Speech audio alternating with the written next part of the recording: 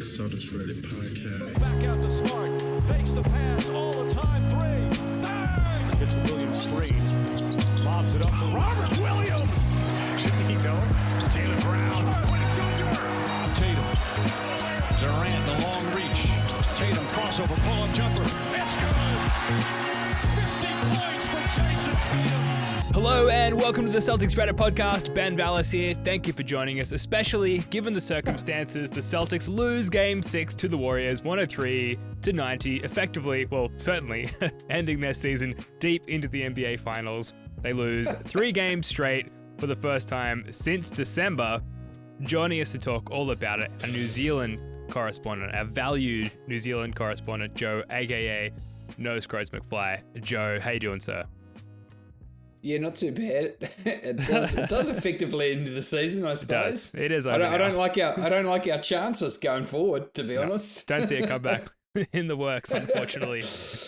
Oh yeah, I mean, look, some fans will say, you know, like you've got to keep the faith, but I'm a realist, Ben, and I That's why I've got you here, Joe. yeah. Look, sometimes, you know, like you've just got to wave the white flag, and I just sort of feel like the time has come. You think so? Yeah. Game 8, not on the cards. Yeah, you know, I mean, hey, maybe the Warriors would go for it if we asked them really, really nicely. But Yeah. no, I think we're done. Yeah, I'm not booking flights to Boston. No, why would you? So quickly, Reddit user comment, Blazin Raisin, they say, goodbye, Great everyone. name. I'll remember you in therapy. Touching and relevant. Joe, let's just touch on Game 6 very quickly before we zoom out a little bit. The Celtics, they turned the ball over 22 times.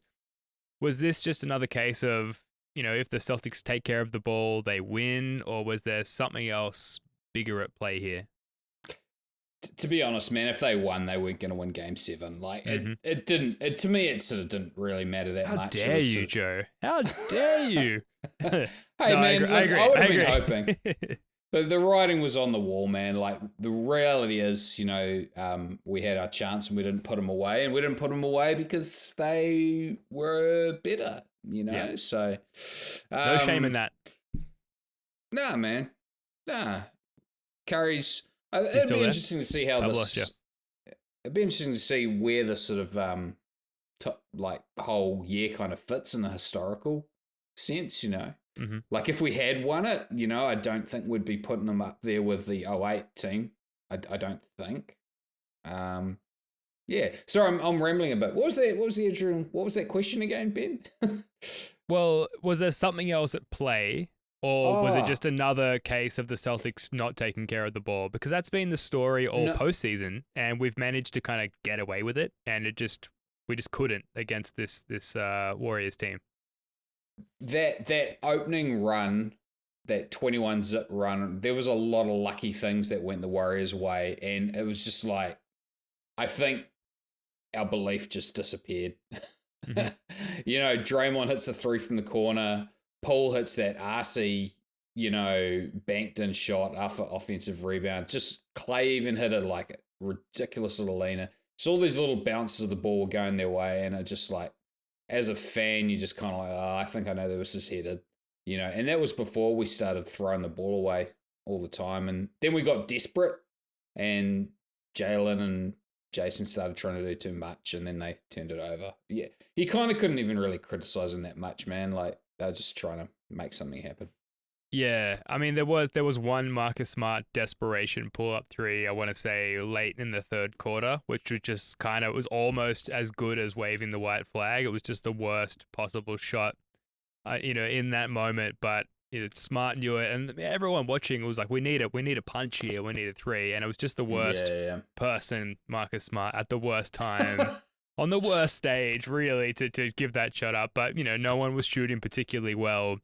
And, you know, we were doing the playback stream and saying throughout the game, particularly early before we started to punch back a little bit, that it was just very reminiscent of like Game 7, 2018.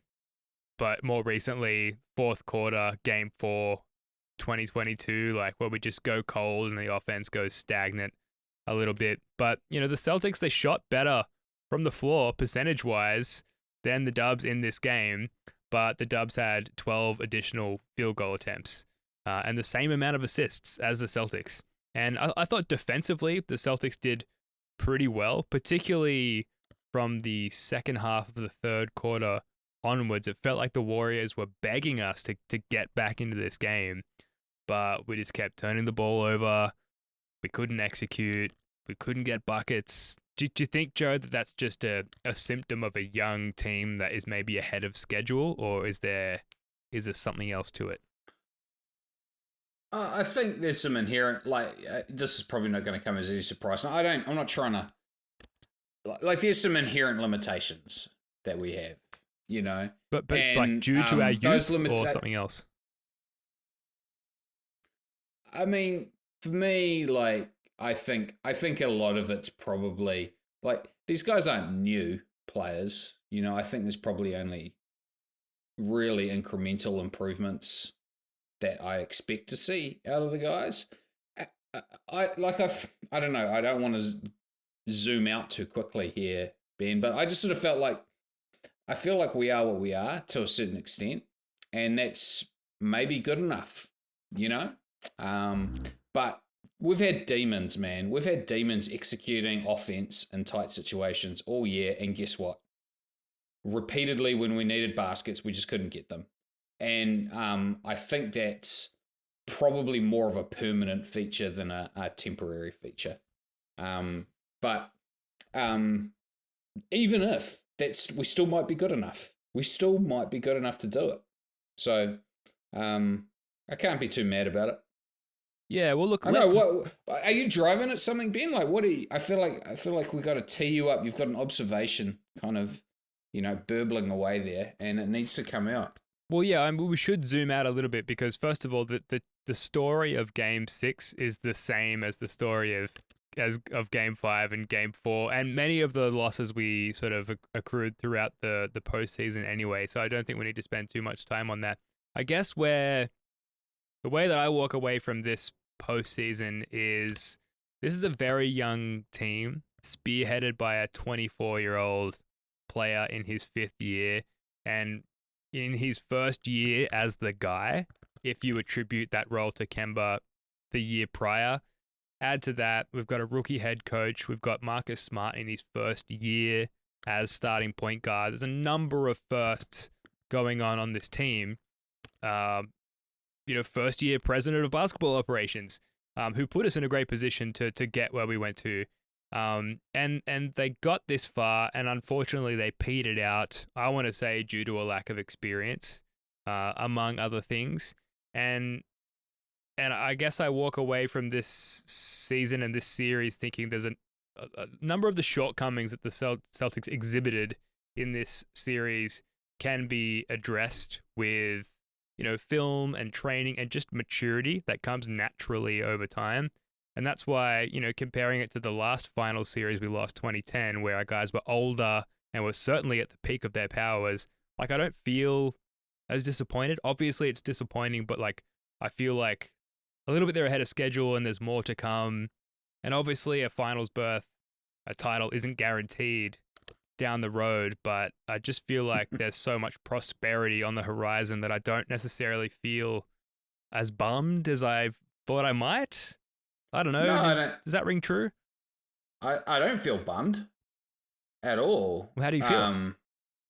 I feel like, man, you know what? We had a really good season, and we all know where we were in January and how much this team was like we were hating this season. We were hating it, and it turned into a really fun, if grueling, ride. And yeah, I think we always we've got to come back to expectations, right? So at the start of the playoffs, I know what I said. I said, look, expectation is a credible showing in round 2. That's what I expected from the team. And as things go on, I guess you sort of we were in playing Miami, and it was quite obvious that we were a better team. But in this series, it was never obvious that we were the better team. The first game win really did feel lucky. 40-16 in that fourth quarter with an insane shooting clip, not sustainable. And to be honest, the game 4 loss kind of felt inevitable as it was happening. It was just like we just did not have enough separation when we needed to get it. And, so I don't feel cheated, I was wondering if like the analog for the series might be like the bubble series against Miami. I was kind of testing that out in my head, like where going into it, I was like, I really thought we were probably going to beat Miami in that series, and we didn't. And it looked kind of like we were at the start of that series, like maybe going to do it. Yep. But yeah, I mean, look, there's a reckoning that's coming up with like we're going to have to make our peace with Jayson Tatum being what he is, and he's maybe a little bit better than what I thought he was. I think the team is certainly the team we've got around him is certainly better than what I thought it was, and should contend. But you're gonna have to make your peace. He's not the same class as Steph Curry, and it's gonna be really hard to get someone better than Tatum. But there's always going to be someone out there who's a little bit better than him. Yeah, and you're going to have to make your peace with that. He's not going to be in that top tier. He's going to be tier 2. And that might be enough. It almost was enough this year. Yeah, talk to me more about that, because I think it's difficult. It's difficult for me to comprehend, so it must be difficult for at least some fans to comprehend. Jayson Tatum, he obviously had a rough start to the season, finished up really well, finished first team All-NBA, and led his team. I won't say he led them through the finals, but he led them to the finals. And yet, 13 points in this game, 5 turnovers, not a great showing. And yet, so I guess what I'm asking you, Joe, is with Tatum, being that not Steph Curry tier player, so therefore like a 1A or a 2 tier player, what's the framework there for continued runs for the Celtics with Tatum as our best player? I think it's just more of the same. Mm-hmm. So what makes that possible then? With Tatum not being that like elite god tier level player, what makes continued runs possible? The fact that we do not have a weak point defensively, except for Derek White. Apparently, yeah. You know what I mean? Like, there's just that we're just rock solid. I mean, that statistical run we had wasn't a fluke. I don't think that defense, they will get better. Like, if Tatum gets to this point again, he will perform better. But it's not like he's just not Michael Jordan. He's not like the guy who's driving winning. It's a team. It's a true team. And I kind of prefer it maybe even that way. Spursian. Spurs-ish, I suppose. I mean, Tim Duncan. Look, Tim Duncan's the most underrated player of all time in my greatest power forward of all time. Yeah. I'd take him over Kobe 10 times out of 10. And there's like a lot of hoop heads wouldn't agree with me on that, but I just sort of think like we've got a young, locked-in core that defends, that is certainly adequate offensively. I mean, we had a run there where we were really good. I think the only what if for me is like, what if Rob doesn't get hurt? Yes. Because that was the team that was really rolling. And I feel like offensively, he just gave us another dimension that we missed all playoffs. That's one thing. But look, when things grind down to a halt, I mean, you just need a more skilled basketball player than Tatum is. And he's extremely skilled, but there's a reason he's turning it over all the time, man. Like, he's got a limitation there. I mean, it's not limited to him.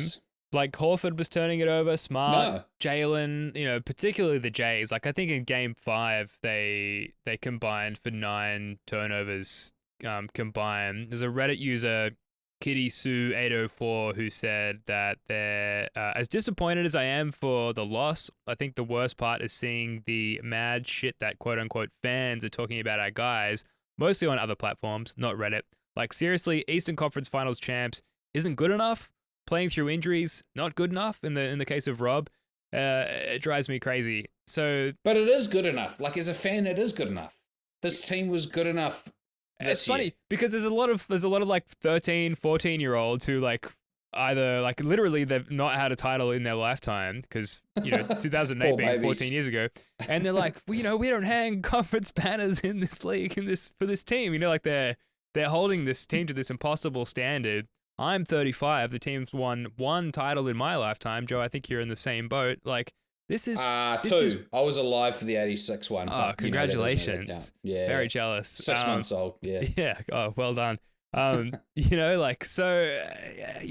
The Larry Bird's not walking through that door. Bill Russell's not walking through that door. So this is fine for where the team's at and their best player being 24. Do you think like a lot of those issues you mentioned, Tatum turning the ball over, Brown turning the ball over, that they're very young. Do you think that kind of stuff just gets ironed out over time with experience? And do you think this kind of finals run sort of enhances that, like fans' expectation of that being an improvement? I don't know, man. Do you think Marcus Smart's going to be a 40% 3-point shooter? I mean, I think Marcus Smart's going to improve, which is not something that a lot of fans, I think, necessarily agree on. Like Smart is older, but it's his first year in this role. And I think that what Marcus Smart can improve is his shot quality and selection and where the team sort of affords him his shots. So I'm kind of answering the question that I just asked you. I think that the team overall can improve in how they play. They're great individual players, but how they play as a team and not coughing the ball up and generating good looks, I think, is sort of the obvious. Udoka said it in the post game today that the key improvement area for the team is basketball IQ. He called them all out and was like, "You need to improve your basketball IQ." And I think that's completely fair. Yeah, it's also a skill limitation. And yeah, you will improve. Marcus Smart has improved as a 3-point shooter incrementally over the course of his career. Jaylen Brown's, believe it or not, probably has certainly worked on his skills and improved over the course of his career. But like, there is a limitation, man. You know it when you see it. You know when you see that natural fluidity, that natural skill level. There's an innate skill level to a Steph Curry that our guys don't have. And guess what? I still want the exact same team back next season. Let's do this again. I reckon it might be good enough. But like, we're going to come up against teams that are going to give us a lot of trouble. Look, if there's anything that's going to help, I think honestly Marcus needs to be more of the ball handler. And this might sound weird, because Marcus has some bad turnovers. Yep. Marcus has some what are you doing turnovers, but he doesn't tend to have turnovers where it's like, oh, you got locked up and you got forced into that era. He's actually a better. I mean, I'm a Marcus fanboy, I guess, but like I feel like our offense works a lot better when it's Smart going downhill, and that initiating the drive and kick. As opposed to Tatum having to generate it. I think that's one thing. I think more shooting on the wings. So Neesmith's a real key player for us. If Neesmith sticks, I think that makes quite a big difference. Or we could how good would Gordon Hayward be on our team right now? That would be a useful player, right? Absolutely, yeah, like another conduit, another connective tissue in the style of Derek White, except not disappearing in the finals. Yeah, although I do certainly remember Gordon Hayward face like a smack bum. That's something I definitely remember. Yeah. No one's perfect, eh? Yeah, we've got to celebrate this team. Like, it was a great run. They delivered approximately at expectations. I think this, yeah. We got to be happy and at the same time acknowledge their limitations. And that's why you're happy. It's because to me, they approximately did what they should do. Yeah, and I think losing to any prior team, losing to the Nets, the Bucks without Middleton, losing to the Heat, it would be disappointing because you could genuinely say, I really think we were the better team. But to lose to this Warriors team, with Steph Curry being, as awesome as he has been, and amazing role players as well, including but not limited to Andrew Wiggins. Yeah, it is. There's some glory in defeat, I suppose, in that they're just way better than us, than any other team. And for so long, they were the best defense in the league, and they've just got something over us on offense as well. So it just felt like we hit a dead end and we ran into some sort of final boss, some sort of monster that we couldn't overcome in the end. So I don't know if Joe, if there's something else that you want to touch on with this season or this postseason, now's the time, because I feel sort of tempted to move on to what the off season is going to look like and what we should look to next season. I think, man, we got to be happy. You know, like, yeah, it sucks when you lose and you're like, oh, and you sort of see the same things. You know, you see the same old Celtics, like there's another offensive rebound. Oh, there's another turnover. Oh, there's another missed free throw. It's still, for all warts and all, it was really fun. Like, we beat KD and we beat Giannis. How sweet was that? Huge run. You know? Amazing run. Yeah, that's the thing. Awesome. It was awesome. And we got to play like really meaningful basketball. And think about, like, this is for the nephews out there, there's a lot of irrelevant basketball that gets played. Mm-hmm. Like, really savor it. And we might not be back here. It's a very real possibility. And I enjoyed it, man. We had a real chance. And you know what? At the end of the day, we weren't good enough, but that's okay. If you're not good enough, you're just not good enough, you know? Maybe next year we will be. Yeah, the not good enough thing is unfortunately, it's going to sit with me for a little bit, because it really does feel like simple things like taking care of the ball, you know, not turning the ball over, is going to be, and I know that's not as simple as just like, don't do that. Like, credit the Warriors defense. They were fantastic. But, you know, it's not like we shat the bed on multiple fronts. If we had just taken care of the ball better, then it just feels like we would have been in a much better position to win. And I feel really bad for Al Horford. Not that he was great, like, not that we let him down in this series, but he did a lot to drag us to this point. Which leads me to a post by... Sorry, it just reminds me of one of my favorite Castle scenes, you know, where Wayne goes to Daryl, Dad. Oh, no, it's not Wayne.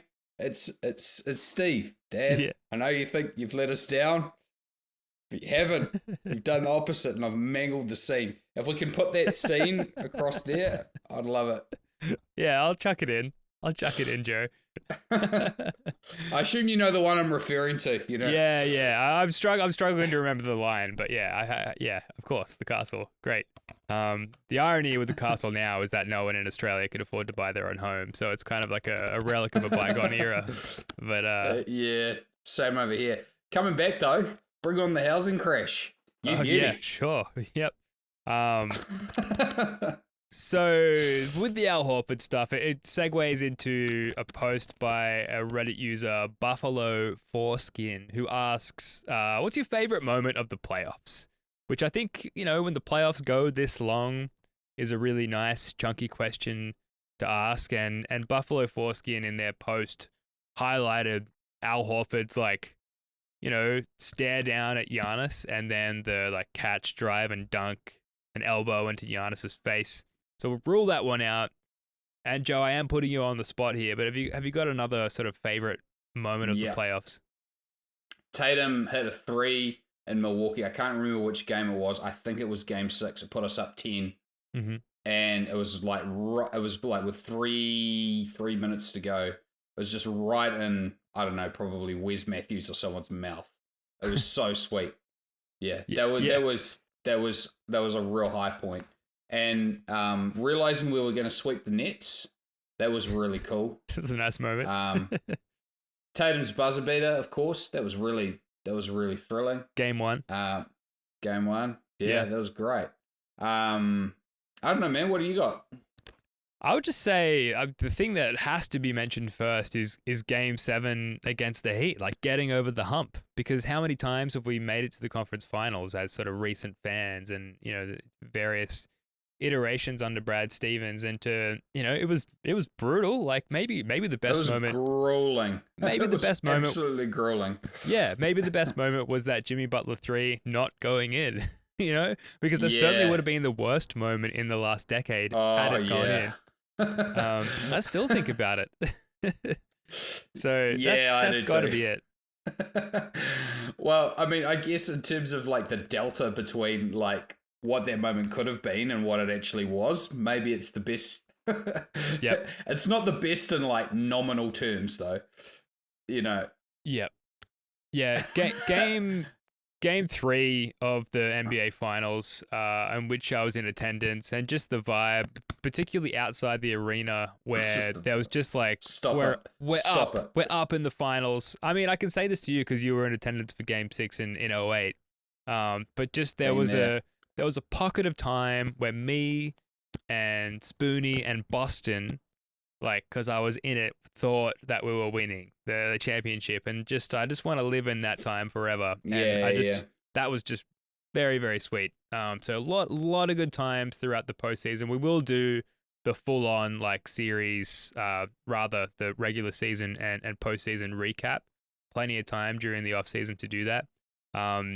Any other even if you want to reach back into the regular season, Joe, like, is there anything else that sort of, as you start to sort of like collect your thoughts on the season, is anything else jumping out to you?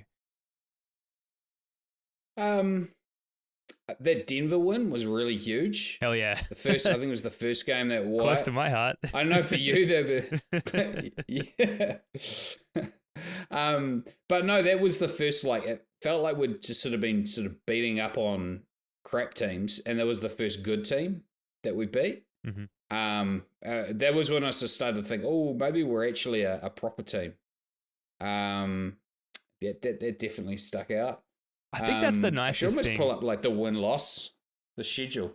Yeah, but just that we were, like, when it's all said and done, we were a proper team. You know, like, remember that stretch where it was like, oh, we're just beating up on crap teams, even though we were really doing it so decisively. And, you know, now when it's all said and done, there's just no shame in what happened. It sucks, but we just were very, very good.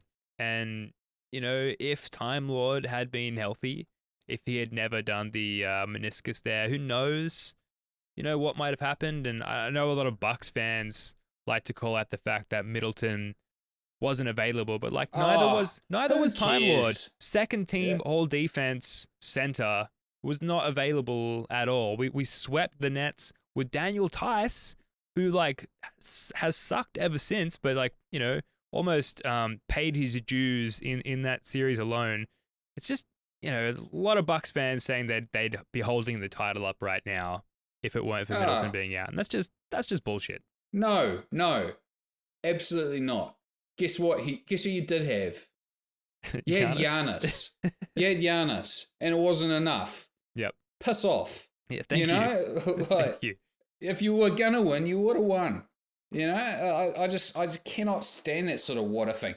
By the way, do we remember that Smart was out for like Smart was playing on a twisted ankle for the back half of the series and missed the first game with a sprained foot? You know, pretty important to how our team goes. Mm-hmm. You know, like, man, that's just loser talk.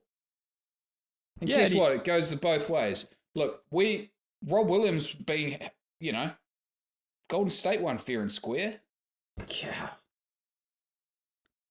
I like that we've just won the finals, Joe, and between us, like, we've just got more positive things still to say about the team than we do negative. I think that says a lot for how the season went.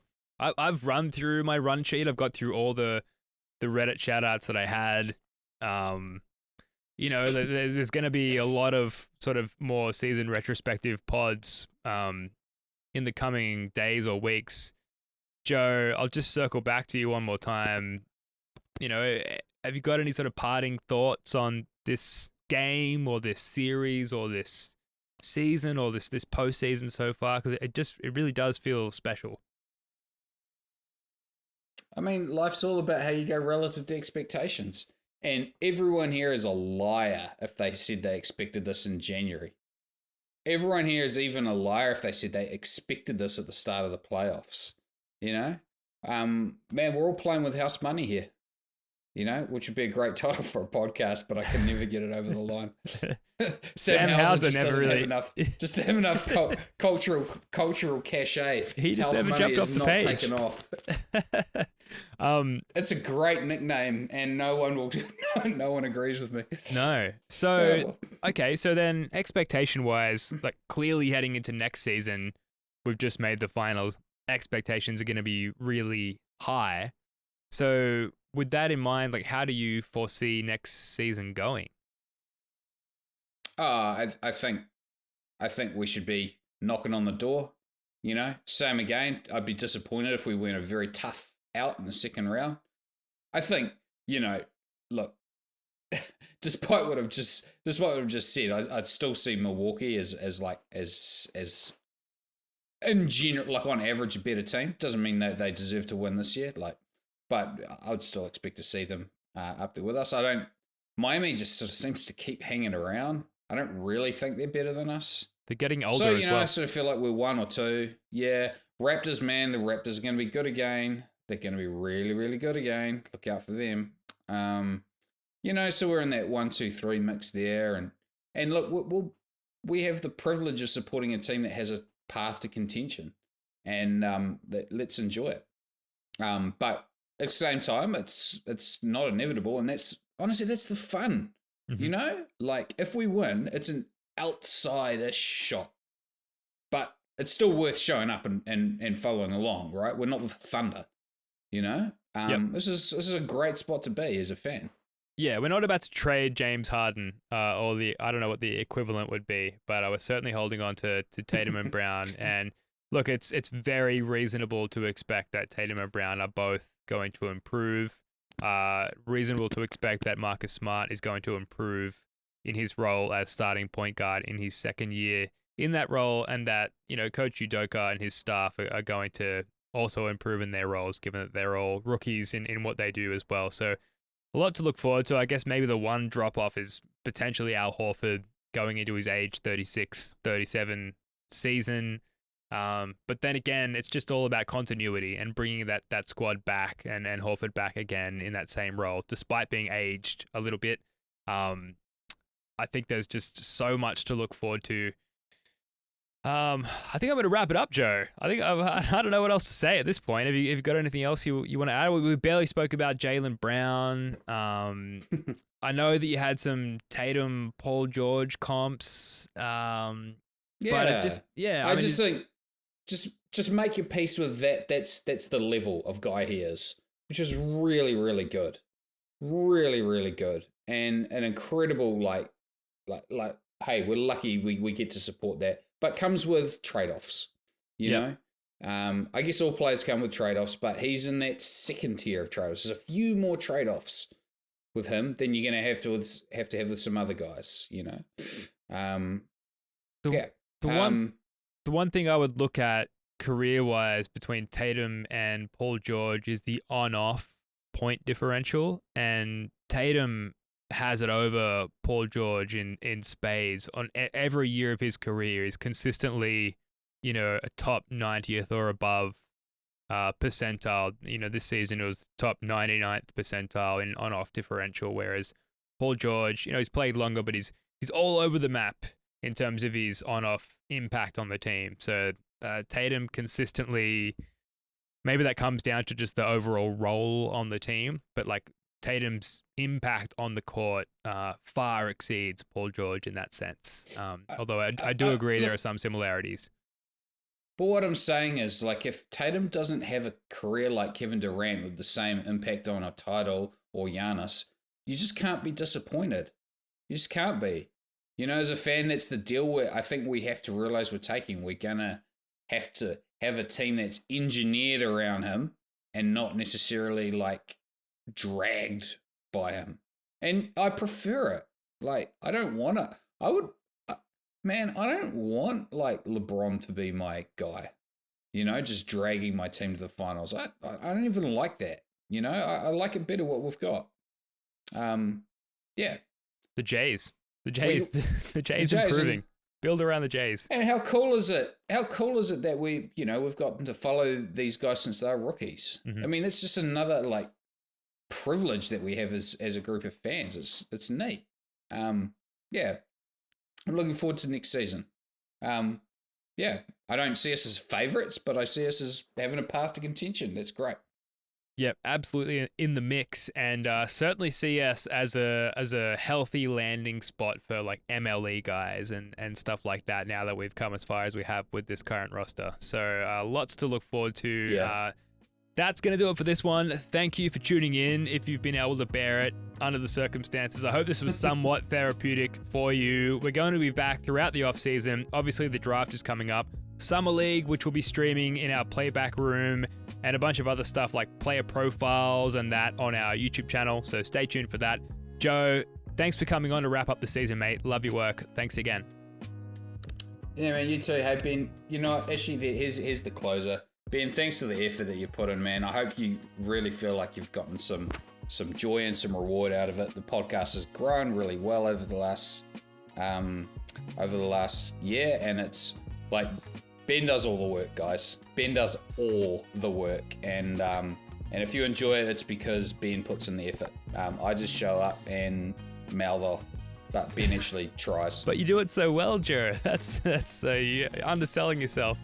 And I got to shout out Jackson and Spoons and Jay as well, who have all done a lot of work behind the scenes and on the scenes as well. So it's been a team effort, and it's certainly been the most fun I've had as a Celtics fan. The combination of the team being great and being this involved from the coverage standpoint as well. So it's been great. Very cool. Yeah, I found that Castle quote. I put it in the chat. Thank you. All right, I'll chuck it in the pod, man. Awesome. So there you go. You're doing work. You're doing work behind the scenes. You don't even know it. Mate, all part of the service. That's right. All right, folks, chin up. We'll be okay. Until next time, go Celtics. Peace.